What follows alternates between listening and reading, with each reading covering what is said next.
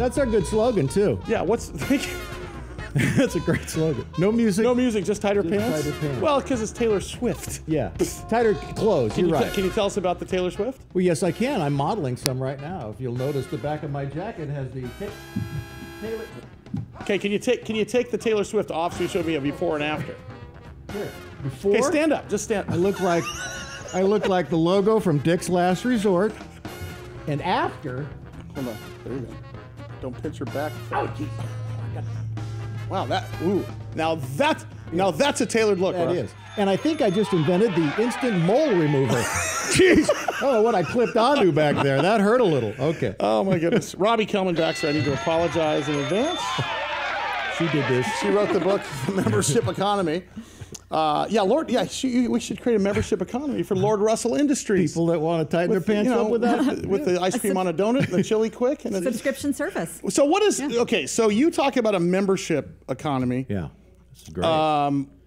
What's the difference between a membership economy and a subscription economy? Because subscription and membership sounds the same thing to me. Yeah. Well, subscription's a pricing decision. It says you're going to pay every month or every year on a recurring basis. Oh, I see, okay. And membership is about how people feel about the organization. And do I get more stuff on a membership than a subscription?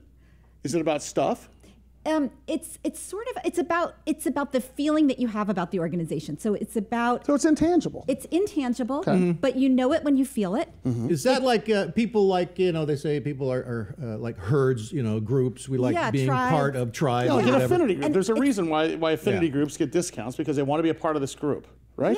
Yeah. And it's also about how the organization treats you. So it's having that long term in mind. A lot of subscription businesses don't really care about you. So if you think about the old Book of the Month Club, or like I signed up for 25 CDs for $1 or a penny, they don't really care about you.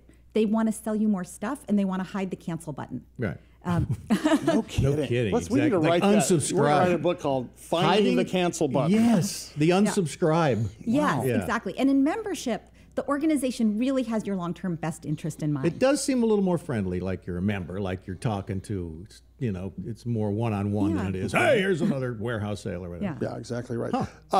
You talk about this forever transaction. In fact, your tagline in your book says, find your super users and master the forever transaction. Talk about is the forever transaction mean that it doesn't mean you can ignore your people? It just means that they're more likely not to leave if you keep paying attention to them, right? Right, exactly. It's like any membership. On the one hand, if I become a member of the Rusty Nail Club, then I would take off my consumer hat, stop looking for alternatives for auctioneer expertise, right, and trust that you're going to take care of my needs. You're going to keep adding new services. You're going to add new features.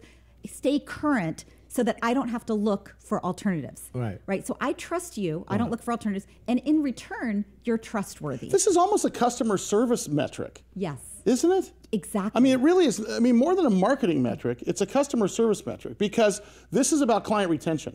Yeah. This is not about client acquisition necessarily, although that's a byproduct of this. Yeah. But this is about keeping the people. Yeah, exactly. And in fact, I always say start at the bottom of the funnel when you're coming up with a membership model. Make sure that once somebody joins your organization, they start getting your products, that they're going to stay forever.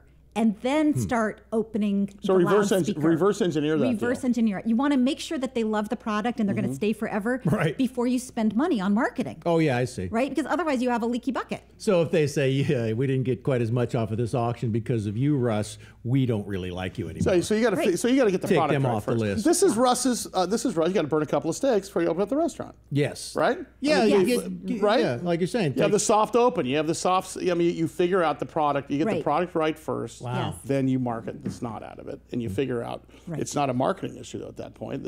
What you're saying now, it's an experiential sort of arrangement. Right, but it's even extended in the membership economy, because you're counting on your customers to stay for a long time. If I have a steak restaurant, again, you come in, you buy your steak, and you leave.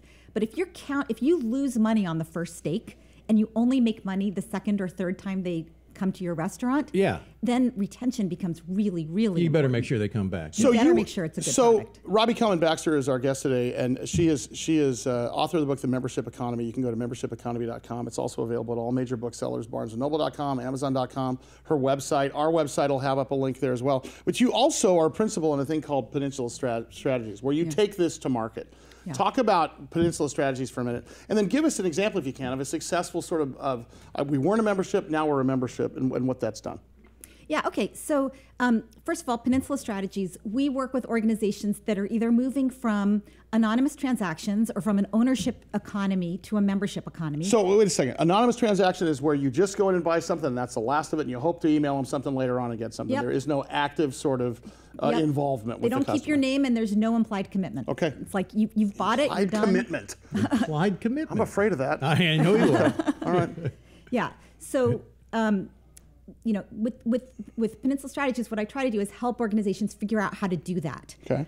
Either going from anonymous transaction to ongoing relationship. Yeah. Next to putting an RFID chip in their bag when they leave the store to find out who bought that Right. bag of Well, cheese. here's a perfect example. So you work with the Wall Street Journal. Wall Street Journal is a subscription model. I subscribe to the Wall Street Journal. You move that needle for them. Tell me what that looked like before and after. Well, actually, I just spoke with the Wall Street Journal, so I presented to them. But they have a membership economy. But they now. do have a membership model, and they're actually an organization that is very committed to their members. So these are, they call themselves the foremost membership for the ambitious. And so the idea is, well, newspapers is one part of that, but it's also content, it's also events. I just was at the CIO network, so they have specific events for different kinds of ambitious people. Yeah. And so they're trying to think about what are all the different products and services that we can offer to somebody who's ambitious to help them achieve their goals. And even like you're saying, just mention an event is coming up. You might, since you're buying this magazine, here's a blah blah blah event. It's thinking about all the things you can do for them, as opposed to just saying we're a product company. And you can even get it down to area codes and stuff too. Like if you've been buying Wall Street Journal and in San Diego there's a financial thing. Yeah. Boom, you're. Yeah, that would be a great idea. So when you talk about the small you. business, when you talk about the small guy, like the deli on the corner, the dry cleaner, those type of people, nail salon, then now you can also add in the loyalty factor, can you not? And really boost it in high gear. Yeah, absolutely. So you think about a nail salon, the example you gave, right? Which I need right now. And I gotta go. Well, the interesting thing is that what you buy in a nail salon generally is a manicure. Right? Okay. But what I need is for my nails to look good all the time. That's what I really want to buy. That should be the forever promise. Join our nail salon, and your nails will always look good. You can stop by for a touch-up. Oh, we that's won't charge good, you extra. You pay by the month. This week only, we'll do 3 toes for free. Yeah. Right. But a lot of organizations are so 30% off. Russ says that because he on his right foot. I had a little accident. Because of that tragic accident. All right, so continue. I'm so sorry. Yeah, well, this is pretty funny.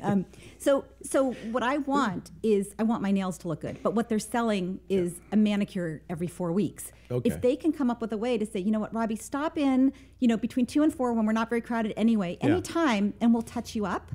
I would pay on an ongoing basis. I'd give them my credit card for that. Or send you a little link to maybe Palmolive so you can soak in Palmolive. 1970 called. They want their dishwashing commercial back. Well, they can, again, like you're saying, boy, that, again, it opens up such a huge door of opportunities for, just thinking any differently. company. Yeah, exactly. Or like the car washes, right? You drive through the car. What you don't want a car wash. You want a clean car. Yeah. So here's 20% off turtle wax from us. Could you bring up any more products from that are irrelevant?